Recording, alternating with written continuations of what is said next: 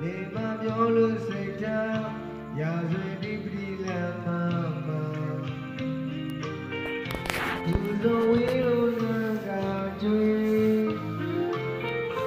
ရလာမေရကံပြီးနိုင်ပါလေကဲလမ်းမှာသူတို့ရှောက်ပြီးလို့များရေကိုတော့ကားစီသလားပြေမအောင်ခွဲကဲကိုရင်တရားဟောကလာစားရီမျက်လုံးကြီးမမိတ်နဲ့မျက်လုံးကြီးမမိတ်နဲ့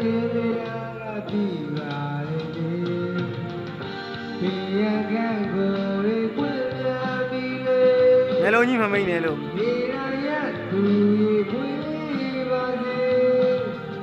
ချက်စံဘေးရတဲ့ပုံမြင်တွေရလေရင်သာပြောနေလေကံတော်မြို့တော်ရဲ့ကံတော်မြို့တော်ရဲ့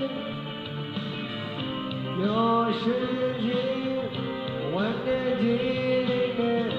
သူတို့တွေ့ရှိရဲ့ကံတော်မြို့ရဲ့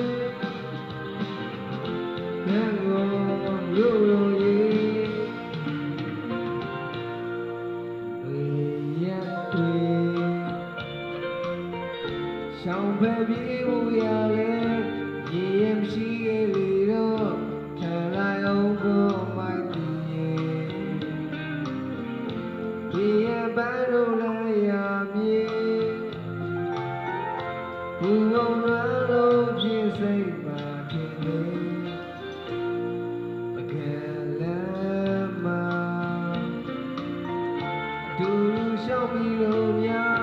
ရေကိုတော့ကားစေသလားပြေအောင်ကွယ်ပြန်ကိုရင်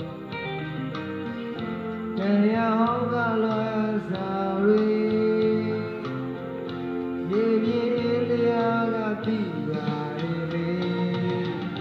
ပြေကံကိုရေပွင့်ပြန်ပြီးလေဒီတိုင်းရသူရေပွင့်ပါစေချက်စံဘေးရတဲ့ပုံမြင်တွေရရင်သာပြောနေကံတော်မြို့တော်ရဲ့ကံတော်မြို့တော်ရဲ့ပြောရှိ